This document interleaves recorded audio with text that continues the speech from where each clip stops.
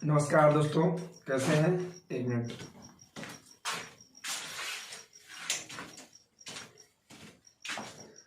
Hello दोस्तों, कैसे हैं आप लोग? उम्मीद करते हैं बहुत बढ़िया होंगे। तो मैंने जैसा कहा था पिछले वीडियो में, मैंने कहा था कि आप लोग के लिए मैं एक कुछ नया लेकर आऊँगा। एक तारीख से आपको शायद याद नहीं होगा, लेकिन मैंने बताया था कि मैं 9th का चैप्टर स्टार्ट करने वाला हूँ, चैप्टर 1 से। और आप लोग को पता चल जाएगा था कि मेरे पास बुक्स नहीं है, तो मैं अपने कॉपी पर मैं अपने स्टूडेंट्स के बुक्स से मैंने क्वेश्चन उतार लिया है आप लोगों के लिए। और आज के बाद आप लोगों में रियल नंबर जो होता है ना चैप्टर 1 का, वो कभी भी प्रॉब्लम आपको नहीं होगा। पूछे क्यों? क्योंकि मैं आपको इतना बढ़िया से आज रियल नंबर बताऊंगा ताकि आप परिमेय और अपरिमेय के बीच में समझ जाओगे कि परिमेय कौन है और अपरिमेय कैसे होता है, क्यों होता है, प्राकृत संख्या क्या होता है, पूर्ण संख्या क्या होता है। ये सब मैं आपको इतना बढ़िया से आज बता दूंगा कि आप लोग कभी भी भूलोगे नहीं। तो आप जहां भी हो, आप बस ध्यान से इस वीडियो को देखना। पूरा वीडियो देखोगे तभी आपको समझ में आएगा पूरा चैप्टर। मैं तो पूरा क्वेश्चन इसमें नहीं बता पाऊंगा क्योंकि वीडियो बड़ा हो जाता है। तो मैं जितना क्वेश्चन हो सके चैप्टर 1 में शायद 1-2 वीडियो में खत्म कर दूंगा। तो आप लोग चैप्टर वाइज चैप्टर पढ़ना चाहते हो तो आप मेरे वीडियो पे आओ, देखो और चैप्टर वाइज चैप्टर पढ़ाई होगा। और हाँ, ये सिर्फ 9th का ही क्लास नहीं चलेगा। आपका जो कंपटीशन का जो मैथ होता है मैथ 3, वो एक दिन मैं वो डालूंगा और एक दिन मैं 9th का चैप्टर डालूंगा। तो आप लोग रेडी रहना। और उसके कुछ दिन बाद जब मेरा बोर्ड बड़ा सा आ जाएगा, जब मेरा बोर्ड बड़ा हो जाएगा, तो मैं 8 क्लास का भी डालूंगा। यानी कि 8, 9th और कंपटीशन, ये 3 चीज का मैं अभी डालूंगा। फिलहाल 10th का अभी मैं डिले रखता हूँ क्योंकि अभी मेरा बोर्ड वगैरह उतना नहीं है कि मैं अभी आगे बता सकता हूँ। जो भी हो मैं अभी बताऊंगा।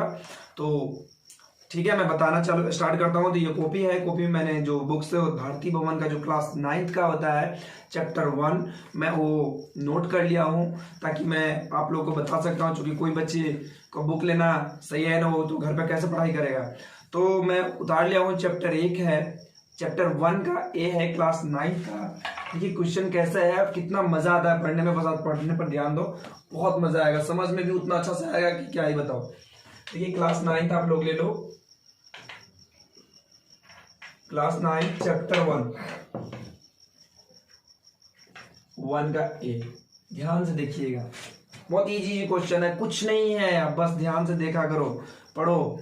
ध्यान से देखिएगा, कहता है प्रत्येक पूर्णांक एक परिमेय संख्या भी है। प्रत्येक पूर्णांक एक परिमेय संख्या भी है, ये हो जाएगा आपका सत्य। बिल्कुल है। अब पूछे कैसे है, आप पूछेगा ना कि कैसे है, तो मैं बताता हूं कैसे। मान लीजिए आप, यह एक संख्या रेखा है। क्या है? संख्या रेखा। समझ रहे? टेढ़ा मेढ़ा होगा, माफ कीजिएगा, संख्या रेखा है। बात समझ रहे हैं? ये सत्य कैसे हुआ, ये सत्य कैसे हुआ? प्रत्येक पूर्णांक एक परिमेय संख्या भी है, ये हाँ है। कैसे हुआ मैं बताता हूं कैसे हुआ, इस पे मैं साबित करता हूं। बीच में होता है, देखो यहाँ पे होता है 0, ऊपर ले लो या नीचे जहां भी ले लो, कोई दिक्कत नहीं है। 0 ना तो 0 धनात्मक होता है और ना ही ऋणात्मक होता है, लेकिन 0 के जो राइट साइड वाला होता है कॉलम, इस तरफ से अगर जाओगे तो राइट साइड वाला कॉलम जो होता है, और इस तरफ से आओगे तो ये लेफ्ट साइड हो जाएगा। लेकिन लेफ्ट साइड वाला हमेशा धनात्मक होता है, सॉरी राइट साइड वाला होता है धनात्मक और ये होता है ऋणात्मक। बात समझिएगा। तो धनात्मक के पहले यहां पर लिखेंगे 1, 2, अरे यार 1 हो गया, ये 2, 3, 4, यानी अनंत तक आप ले सकते हैं। कितना? 4, 5, 6 अनंत तक आप ले सकते हैं। इधर हो गया -1, इधर हो गया -2, ये हो गया -3 और ये हो गया आपका -4। तो एक बात जरा ध्यान से देखिएगा, यहां पर देखिएगा, ध्यान से देखिएगा। ये जो 0 के इधर, ये हो गया धनात्मक और ये हो गया आपका ऋणात्मक, है ना? समझ रहे बात को? ये हो गया धनात्मक, ये हो गया ऋणात्मक। ज्यादा टाइम वेस्ट नहीं करूंगा, तो कहोगे कि यार इतना में टाइम वेस्ट करवा रहा है। नहीं, अगर तेज स्टूडेंट है तो कोई बात नहीं है, लेकिन जो थोड़ा वीक स्टूडेंट है उनके लिए मैं थोड़ा सा मेहनत कर रहा हूं ताकि उनको भी समझ में आए। और तेज स्टूडेंट के लिए तो कोई बात ही नहीं है, बहुत बढ़िया बात है। फिर भी आप वीडियो देखो, याद ही हो जाएगा आपको। ठीक है, तो यहाँ ध्यान दीजिएगा, मान लो हम लेते हैं 2, क्या लिए 2, तो इसके नीचे क्या है 1 है, समझ रहे हैं बात को, है कि नहीं है। तो ये कैसे हुआ, क्या करता है, प्रत्येक परिमेय संख्या एक क्या है, प्रत्येक पूर्णांक, ये एक पूर्णांक है, क्या है पूर्णांक, एक परिमेय संख्या है, परिमेय संख्या p बटा अंश और हर के रूप में रहना चाहिए, क्या अंश और हर यानी p बटा q के रूप में होना चाहिए, समझ में आया। तो इसीलिए इसको 2 ले लो, 3 ले लो, 4 ले लो या -1 ले लो, तो 1 के नीचे भी 1 आ जाएगा, ये भी p बटा q के रूप में, बात समझ रहे हैं। जो भी लीजिएगा, 0 भी ले लीजिएगा तो 0 ऊपर है, नीचे आ गया 1, बस हर उसका 0 नहीं होना चाहिए, अगर हर उसका 0 हो जाएगा तो वो परिमेय संख्या नहीं रहेगा, समझ में आ रहा है ना, बात समझ गए होंगे, नोट्स कर लीजिएगा इसको ध्यान से, कोई दिक्कत हो बताइए हमें, कहीं भी दिक्कत थोड़ा सा भी हो हमें बताइए, समझ में आ गया होगा, उम्मीद करते हैं बच्चों कि आप लोग को दिक्कत ना हुआ होगा। तो पहला में क्या लिखेंगे, सत्य, मैं आपको समझाने के लिए बस बताया था, बस आप लोग ध्यान से देखिएगा। अब कहता है दूसरा क्वेश्चन में है, प्रत्येक भिन्न एक परिमेय संख्या, बिल्कुल है, अभी तो समझाए हम, सत्य, दूसरा क्या हो जाएगा आपका सत्य हो जाएगा, कैसे हो जाएगा आप जरा ध्यान से देखिएगा। प्रत्येक भिन्न, भिन्न का मतलब क्या होता है, अंश और ये बटा नीचे होता है हर, यानी p बटा q के रूप में होना चाहिए। 4/5 ले लो, संख्या रेखा पर जो अभी दर्शाया ना कुछ देर पहले, 4/5 ही ले लो, है ना, 4/5 ले लो, 6/4 ले लो, -4/3 ले लो, ये सब क्या है भिन्न है, p बटा q के रूप में है, इसीलिए क्या है प्रत्येक भिन्न एक परिमेय संख्या होता है, बिल्कुल होता है। समझ में नहीं आए तो बताइएगा कमेंट बॉक्स में जरूर, कोई दिक्कत हो बताइएगा हमें। चलिए आते हैं नंबर 3 यानी सी, ये तो बी हो गया ना, ये ए हो गया, ये बी हो गया, ये हो गया सी। तीसरा क्वेश्चन देखते हैं, सी में क्या है, प्रत्येक प्राकृत संख्या एक पूर्ण संख्या होती है, बिल्कुल, देखिए सत्य क्या होती है, सत्य। अब पूछोगे कैसे सत्य होता है, तो आप लोगों को मालूम होगा कि प्राकृत संख्या क्या होती है, 1 2 3 4 5 डॉट डॉट डॉट अनंत तक होती है, क्या होती है अनंत तक होती है, समझ रहे बात को।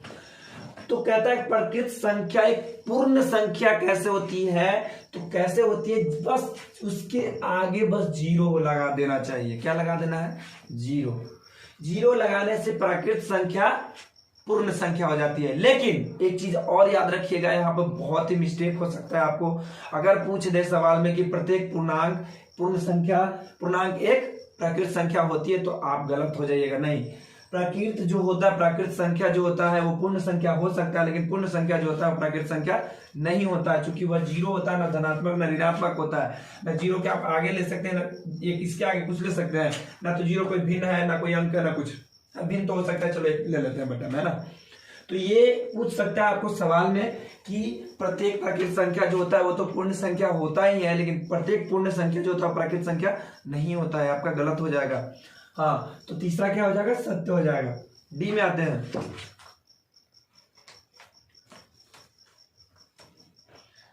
प्रत्येक पूर्णांक एक पूर्ण संख्या होती है, देखिए गलत हो गया ना, प्रत्येक पूर्णांक जो होता है पूर्ण संख्या नहीं होती है, क्योंकि वो हमेशा पूर्ण संख्या जो होती है वह 0 के साथ ही होती है, किसके साथ होती है 0 के साथ ही होती है, इसीलिए डी आपका क्या हो जाएगा असत्य हो जाएगा। बात समझ रहे होंगे, अभी जस्ट समझाए ये बात को, प्रत्येक पूर्णांक एक पूर्ण संख्या नहीं होती है, प्रत्येक जो पूर्णांक होता है वो पूर्ण संख्या नहीं होती है। चलिए ई आते हैं, प्रत्येक पूर्ण संख्या एक परिमेय संख्या होती है, प्रत्येक पूर्ण संख्या एक परिमेय संख्या होती है, बिल्कुल नहीं, ये भी आपका गलती हो जाएगा, क्या हो जाएगा असत्य हो जाएगा। कैसे हो जाएगा, प्रत्येक पूर्ण संख्या एक पूर्णांक संख्या होता है, एक पूर्णांक हो गया पूर्ण संख्या हो गया, जो संख्या रेखा पे मैं दर्शाया तो पीछे जरा से देखिएगा उस पे दिया होगा, सिर्फ पूर्णांक में दिया होगा, पूर्ण संख्या में नहीं दिया होगा। तो आप किसी का जो प्रत्येक परिमेय संख्या p बटा q के जैसे 4/5 के रूप में आप ले लो, वह क्या हो जाएगा, ये सिर्फ p बटा q के रूप में हो जाएगा, लेकिन ये क्या हो जाएगा पूर्ण संख्या नहीं होगा, परिमेय संख्या नहीं होगा। एफ में आते हैं, प्रत्येक परिमेय संख्या एक पूर्णांक होती है, देखो क्या करा, प्रत्येक परिमेय संख्या, जस्ट इसका उल्टा कर दिया था, ये भी क्या हो जाएगा आपका असत्य हो जाएगा, कोई दिक्कत नहीं होना चाहिए, है ना। चलिए क्वेश्चन नंबर दूसरा चलते हैं, किधर है दूसरा क्वेश्चन भाई, नहीं उतारा हूं क्या, हाँ उतारा हूं, देखिए क्वेश्चन नंबर दूसरा है, रिक्त स्थानों को भरे, क्या है रिक्त स्थानों को भरे, क्या कहता है भाई, कहता है परिमेय संख्या 2/3 कॉमा -1/2 कॉमा 0 कॉमा 5/6 को बढ़ते हुए क्रम में लिखना है। बढ़ते हुए क्रम।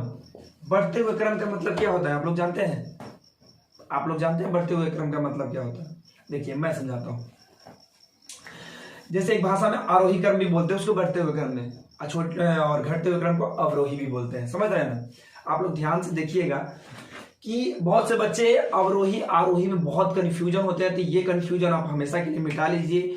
आरोही होता है जो होता है बढ़ते हुए क्रम में, और अवरोही जो होता है वह घटते हुए क्रम में होता है। तो ये चीजें आप ध्यान से देखिए। बढ़ते हुए क्रम का मतलब होता है नीचे से ऊपर की ओर जाना। जैसे पहला आया स्थान 1, उसके बाद 2, उसके बाद 3, उसके बाद 4 और उसके बाद डॉट, यानी कि अनंत बढ़ते जाना। पहले छोटा वाला, उसके बाद फिर उससे आगे निकला, फिर उससे आगे निकला, उसको कहते हैं बढ़ते हुए क्रम।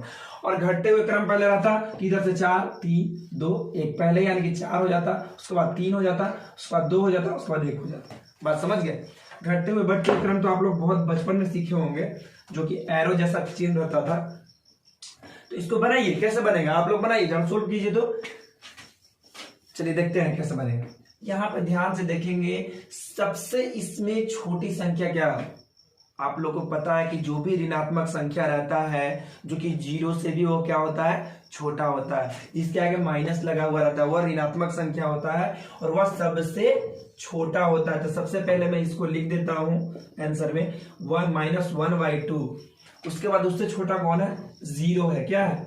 0 है, तो इसको क्या लिख देंगे? 0। अब देखिए, अब कंपैरिजन करना इस 2/3 और 5/6 में, दोनों का हर बड़ा है। दोनों का हर बड़ा है, तो पता कैसे करेंगे कि कौन बड़ा है कौन छोटा है? तो आप लोग को एकदम शॉर्ट तरीका बता रहा हूं, बस तिरछा तिरछी गुना कर दीजिएगा।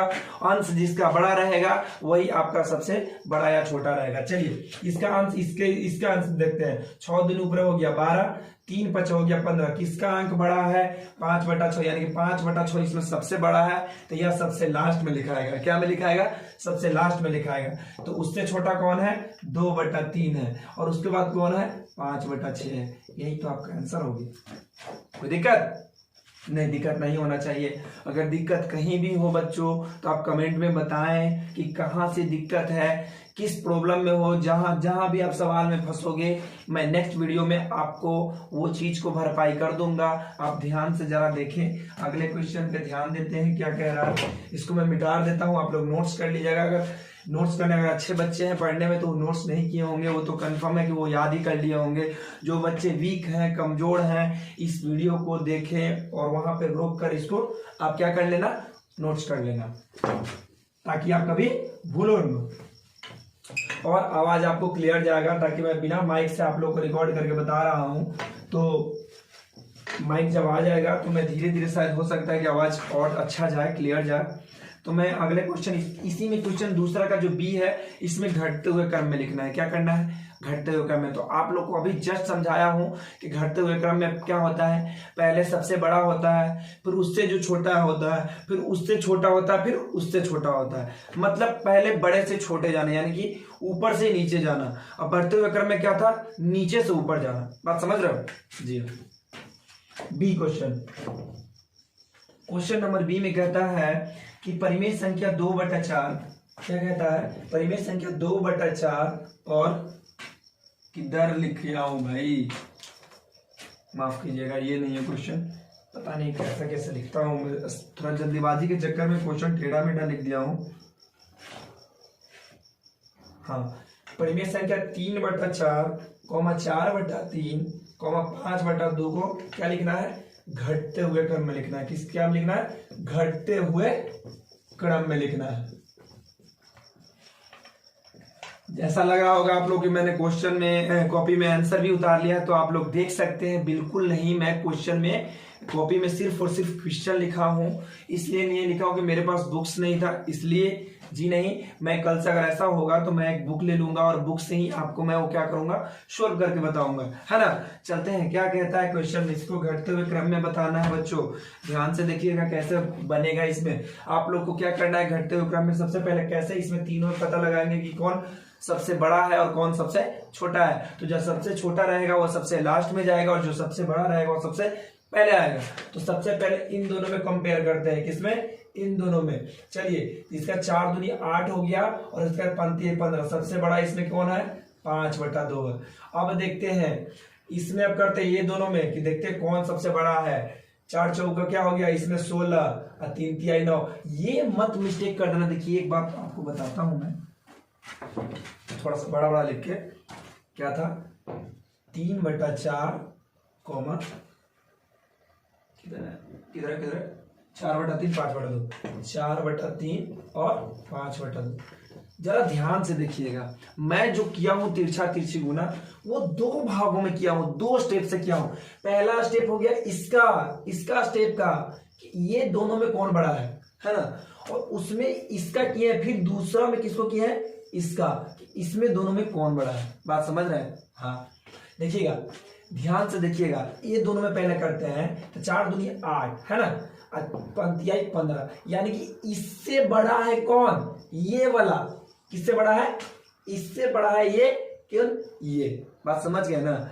ये मत समझिए कि यहाँ चर्चों को, अब ये दोनों में कंपैरिजन कर रहे हैं, तो चर्चों को 16 और 3 तिहाई 9, ये दोनों में कौन सबसे बड़ा है, ये बड़ा है। यानी कि इससे बड़ा ये है और इससे बड़ा ये है, मतलब सबसे छोटा कौन है, ये है। बात समझ गए होंगे, फिर से समझिएगा। कहता है कि इसको में कंपेयर कर रहे थे, इससे बड़ा ये हो जा रहा है, देख रहे हैं। इसका हर अंश देखिए, 4 दूनी 8 हो जा रहा है, और इसमें 5 15, यानी कि ये इससे बड़ा है बीच वाला से। और बीच वाला किससे बड़ा है, इससे। देखिए चर्चों को 16, इसका अंश हो जा रहा है 3 तिहाई 9 हो रहा है। तो इसका मतलब इससे ये छोटा है, लेकिन इससे ये छोटा है, मतलब सबसे छोटा ये है तो ये सबसे लास्ट में लिखाएगा, और सबसे बड़ा ये है तो सबसे पहले ये लिखाएगा। और जो बच्चा ये हो गया, यही तो आपका आंसर हो गया। कोई दिक्कत है? उम्मीद है बहुत बढ़िया से समझ में आ गया होगा। और आज फिलहाल मैं वीडियोस को बहुत ही छोटा डालूंगा, ताकि अगर आप जब तक बताओगे नहीं कि हाँ कैसा लगा, तब तक मैं और बड़ा वीडियो नहीं कर सकता हूँ। आप लोग कमेंट में बताना कि कैसा लगा वीडियो, तो मैं जरूर बताऊंगा। और बताने के बाद ये वाला जो चैप्टर है अगले कल तो मैं कंपटीशन वाला जो मैथ होता है मैं वो बताऊंगा। और कल अगर टाइम मिला तो मैं एक और वीडियो इसका चैप्टर का जो है उसको चैप्टर का मैं पूरा वीडियो डाल दूंगा, ठीक है। हाँ, एक और बता देता हूँ, क्वेश्चन नंबर 3 का संख्या रेखा पे कैसे दर्शाया जाता है मैं आपको थोड़ा सा बता देता हूँ। क्योंकि मैं उतना ही क्वेश्चन उतारा हूँ, इसलिए मैं ज्यादा टाइम नहीं मिला मुझे, पढ़ाते पढ़ाते बहुत टाइम हो गया, तो इसलिए मैं जितना क्वेश्चन उतरा मुझे मैं उतना उतार लिया हूँ।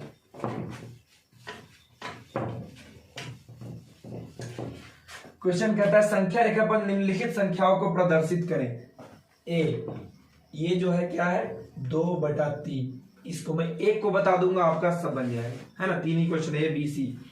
मैं बता रहा हूं ए, संख्या रेखा पर इसको कैसे दर्शाया जाता है मैं आपको बताता हूं। आप लोग को बिग स्टूडेंट को यह शायद पता नहीं चलता होगा, और वो क्वेश्चन को छोड़कर आगे बढ़ जाते हैं। और एग्जाम में इसी तरह से अगर आ जाए तो आप लोग उसको बना नहीं पाते हैं। तो आज ये जो सॉल्यूशन है, जो कमजोर छात्र या तेज स्टूडेंट जो भी हैं, इसके बाद आप लोग भूलिएगा नहीं। ध्यान से देखिए कैसे है। चलो मान लेते हैं हम ये वाला एक संख्या रेखा दर्शा लेते हैं, बात समझ रहे हैं। चलिए, बीच में क्या होता है, 0। अब हमको ये नहीं, संख्या रेखा का मतलब 1 2 3 4 5 नहीं लिखना है, वो परिमेय और अपरिमेय के बाद था। पूर्णांक संख्या लिखे थे वो, है ना। पूर्ण संख्या पूर्णांक संख्या के बारे में वो बताए थे, जो क्वेश्चन नंबर 1 बताया था। नहीं, ये कुछ और है। ये प्रदर्शित करना संख्या रेखा पर 2/3 को, यानी कि हर इसका क्या है, ज्यादा है। तो आप देख लीजिएगा, इधर होता है ऋणात्मक, उधर होता है धनात्मक। तो यहाँ पर 0 और 1 के बीच यहाँ 1 ले लेंगे। क्या ले लेंगे, 1। तो आप लोग कहिएगा कि 2 क्यों नहीं लिखे।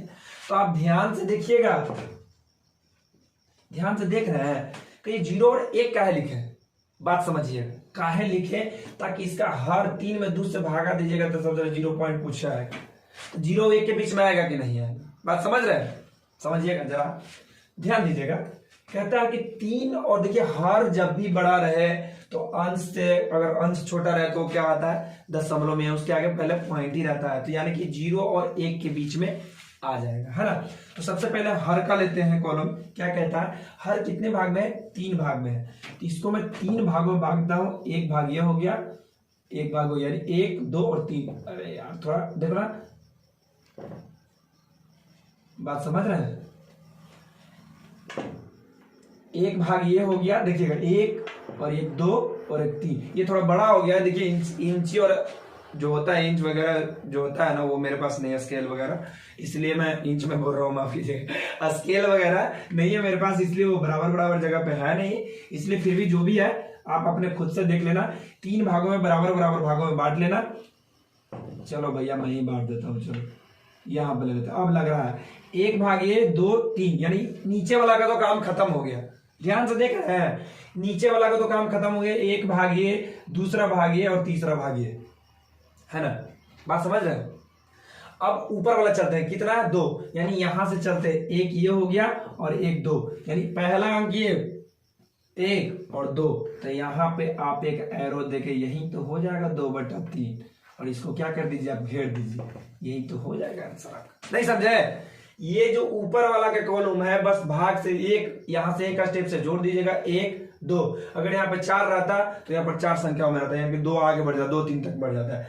यहाँ 2 भाग में है तो पहला भाग ये और दूसरा भाग ये, तो कितना हो गया 2/3। जहां पे दूसरा भाग जहां पे आ गया वहीं पे 2/3 हो जाएगा। बात समझ है? क्योंकि अंश जितने भाग में है उतने भाग पे ही लिखेंगे। बात समझ गए होंगे। उम्मीद है दोस्तों कि आप लोग को समझ में आ गया होगा। हाँ, उम्मीद है आपको इस तरह का क्वेश्चन, अगर संख्या रेखा पे इसमें 2 क्वेश्चन और है, अगर आप लोग बना के लाओगे तो आप कमेंट बॉक्स में बताना कि हाँ सर, हाँ भैया, जो भी हो आप बताना कि हाँ मैंने बना लिया है। बस आप लोग की जरूरत है लाइक और सब्सक्राइब करना बिल्कुल ना भूलिए भाई। अगर तुम लोग भूल जाओगे तो हम कैसे भूलेंगे, हम तो पढ़ाते ही रहेंगे। हमारा तो ये फर्ज है कि आप लोग जितने भी कमजोर छात्र, जो भी छूटे पटे हैं, जो भी घर पे नहीं पढ़ाई कर पा रहे हैं या ट्यूशन नहीं जा रहे हैं कहीं, तो ये वीडियो देखें। कहीं भी ट्यूशन जाने की जरूरत नहीं पड़ेगी, और जाए कोई बात नहीं, जाए जहां भी जाए आप लोग को, लेकिन ये वीडियो देखिएगा, आपको कोई पैसा नहीं लग रहा है इसमें, फ्री ऑफ कॉस्ट। बस आप सब्सक्राइब करो और देखो और लाइक करो और कमेंट करो। अच्छा लगे वीडियो तो बस अपने अगले दोस्तों के पास बताओ कि हाँ ये वीडियो देखोगे तो समझ में आएगा, जरूर आएगा। नहीं आएगा तो और इससे बेहतर बताऊंगा। अगर इससे भी बेहतर नहीं आएगा तो फिलहाल तो आप जान ही रहे, इससे बेहतर बताने पर आपको, इससे बेहतर तो कोई बताएगा नहीं। बताने के लिए बहुत सारे टीचर बताते हैं, सबका अलग अलग होता है, उनका ट्रिक बताने का अलग अलग होता है उनका दिमाग की, मैं वो कैसे बता रहे हैं। वो सर का तरीका अलग होता है, किसी और सर का तरीका अलग होता है, हमारा तरीका कुछ और है। जिसका जो तरीका अच्छा लगे, सभी लोग एक टीचर ही हैं, शिक्षक होते हैं जो कि अच्छे शिक्षा दिलाते हैं और अच्छी चीज बताते हैं। तो आप लोग एक बार वीडियो को जरूर देखना, अच्छा लगे तो लाइक शेयर कमेंट जरूर करना। बस आज के इतना ही वीडियो में, छोटा वीडियो, एक शॉर्ट वीडियो, लेकिन बड़ा ही वीडियो बन गया है, बातों से बड़ा वीडियो बन गया, लेकिन मैं क्वेश्चन थोड़ा कम लिखा हूँ इसलिए मैं आप लोग को नहीं बता पा रहा हूँ, तो माफ कीजिएगा। जो भी हो तो मैं कल फिर से इसका चैप्टर वाला जो रहेगा, टाइम मिलेगा तो मैं बता दूंगा। धन्यवाद, राधे राधे।